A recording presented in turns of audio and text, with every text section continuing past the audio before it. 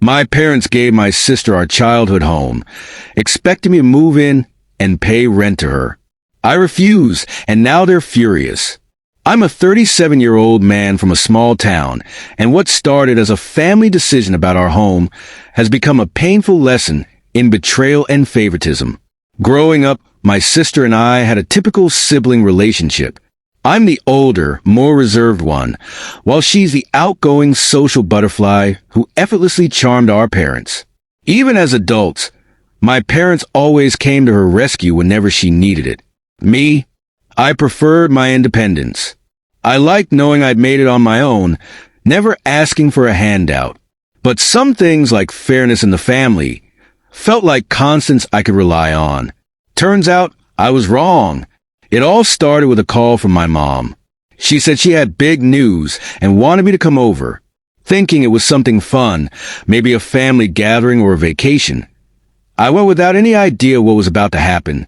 When I arrived, I found my parents and sister sitting on the couch, looking unusually serious. It felt like they'd already been discussing something behind closed doors, and I was just there to hear the final decision. My mom, looking almost triumphant, said, "We've decided to give the house to Elle." My first reaction was shock. This was our childhood home, the place where we'd made so many memories. My parents had always assured us they'd leave it equally to my sister and me, an inheritance that would preserve our family legacy. But here they were, casually announcing that they were giving it entirely to my sister. No warning, no discussion, just a done deal. Struggling to keep my voice steady, I asked, "Wait, just like that?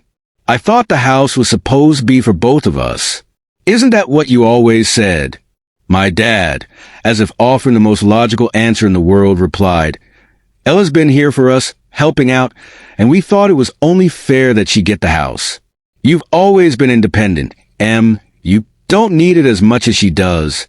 Their idea of fairness stunned me. Just because I hadn't depended on them financially, they decided I didn't deserve the same share.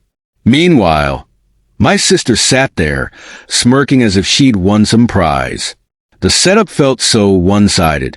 To make things worse, my mom added, as if this was supposed to make me feel better, "And if you ever need a place to stay, you're welcome to move in with Elle." She said she'd be fine with renting a room from my sister in my own childhood home. That was the solution they'd come up with for me. Holding back my anger, I managed a polite, "Thanks, but no thanks," and walked out, feeling as if the ground had shifted beneath me. For days, I tried to process what had happened. I couldn't understand when this level of favoritism had taken root so deeply. This wasn't just about the house. It was a dismissal of my place in the family. The house symbolized our shared past and was supposed to be a part of both our futures. But they'd made me an outsider in my own family story, handing over the keys without a second thought. The following weekend, my parents invited me back, likely sensing the tension. I hoped they might have an explanation, some acknowledgement that this decision was unexpected and hurtful. But it felt more like an intervention, with them already prepared to paint me as the unreasonable one. My mom shook her head, saying, "We don't understand why you're so upset, Em. You're doing well for yourself, and Elle has had more struggles. We thought this would give her some security." I kept my voice calm, but I needed them to understand my perspective. "So, this is about me not needing it? I thought the house was going to be shared equally. When did that change?" My dad sounded annoyed as he replied, "We didn't think it was a big deal, Em. You're financially stable. You have a good job. We thought this was the best way to help Elle. And it's not like we're cutting you off. You can still stay there if you ever need to." The casual offer stung deeply. They were suggesting I become a tenant in my own family home, paying rent to my sister. This was insulting on a level I hadn't anticipated. I bit my tongue, realizing that getting angry wouldn't change anything. "Look," I said, struggling to stay composed, "I'm not against helping Elle. It's the way you did this. You made a huge decision that affects me, and you didn't even think I deserved to know." At this point, my sister finally spoke up, her tone dripping with entitlement. Em, don't make this about you. Mom and Dad made this decision because they know I need it more. You're acting like they owe you something. It took everything in me not to lose my temper. She was acting as if I was selfish for wanting what had always been promised as an equal share. I realized arguing was pointless. They'd made their choice, and nothing I said would make them see my side. After that painful conversation, I decided to talk to a family friend who works in real estate. I needed an objective perspective, someone who could help me make sense of the situation. After listening to my story, he suggested I check the property records to see if there were any legal issues with the transfer. If they change ownership, there should be a record, he explained. It's worth looking into, just to make sure everything's legitimate. Following his advice, I did some research and discovered something even more unsettling. My parents hadn't just changed their will, they had transferred the deed. My sister was already the sole owner. They hadn't even waited until they passed away to change things. It was as if I didn't exist in the picture anymore.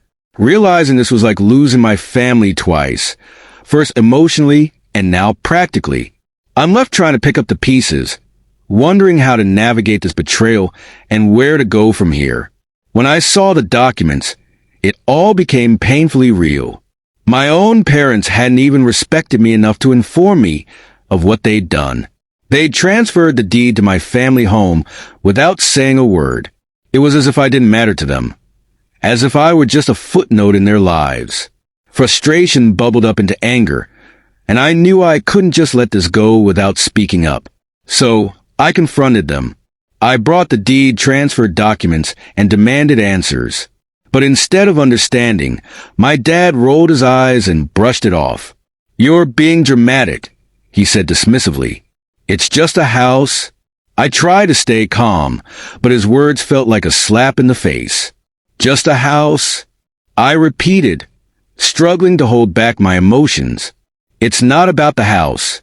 It's about you making decisions behind my back. Didn't you think I deserved to know?" My mom sighed heavily, looking tired and annoyed. "We did what was best for the family, and you have no reason to be angry about this," she replied coldly. That's when I realized they didn't understand the hurt they'd caused. To them, they were right, and any pain they'd inflicted didn't matter. I left that day feeling numb, as though I'd lost something beyond a house, something that I could never fully regain. A few weeks later, a friend who worked in real estate called me with unexpected news. After looking into the records, he found that my parents hadn't completed the legal steps required for the transfer, so the deed was technically still under their names. If I wanted to, I could challenge it in court.